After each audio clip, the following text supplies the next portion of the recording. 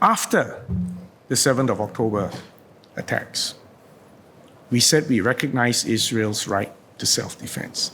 Again, it's not actually because I was really thinking of Israel or taking sides. We recognize Israel's right to self-defense because we will assert Singapore's right to self-defense if we ever face a situation like that. I have no doubt about that.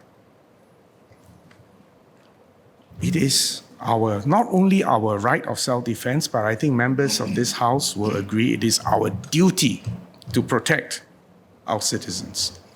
But even as we said there is a right of self-defense, we have consistently insisted that Israel must comply with international humanitarian law. And Israel's conduct must abide by the principles of necessity and proportionality, and Israel must comply with the laws of war.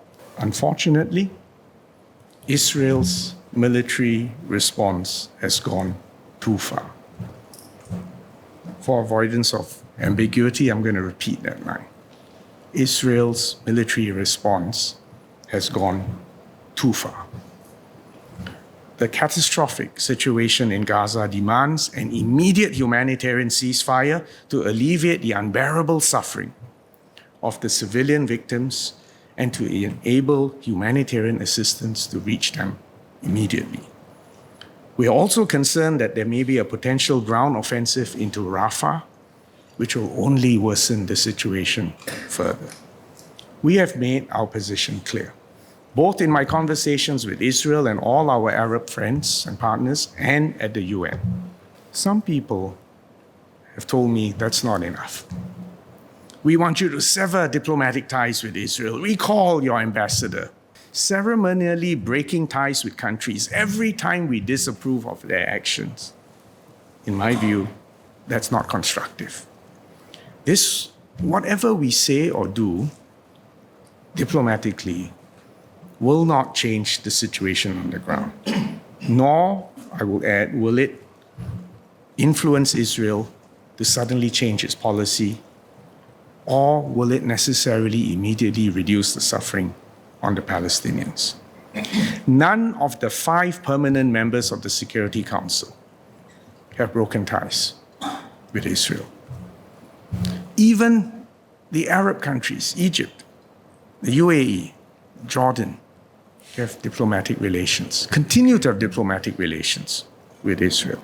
Neither have ASEAN countries like Thailand, Philippines, or Vietnam broken off relations or closed their embassies in Tel Aviv.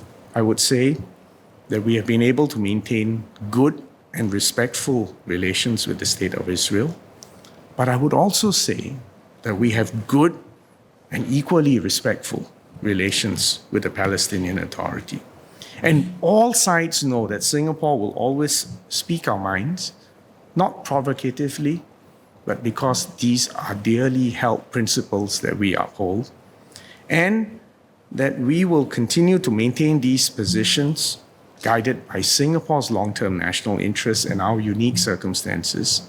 And whether or not you agree or disagree with us, both Israel and Palestine have a right to exist. Israel has a right to live peacefully within secure borders, but the Palestinian people also have a right to a homeland. This is why, way back in 1988, I bet most people are not aware of that, back in 1988, we welcomed the proclamation of a Palestinian state. We are under no illusions that the path to an enduring peace will be easy. There is so much distrust and animosity, and the recent events have only made things worse. But for what it's worth, I tell all our friends and partners in the Middle East that Singapore continues to believe that a negotiated two-state solution consistent with UN Security Council resolutions 242 and 338 is the only possible basis for durable peace.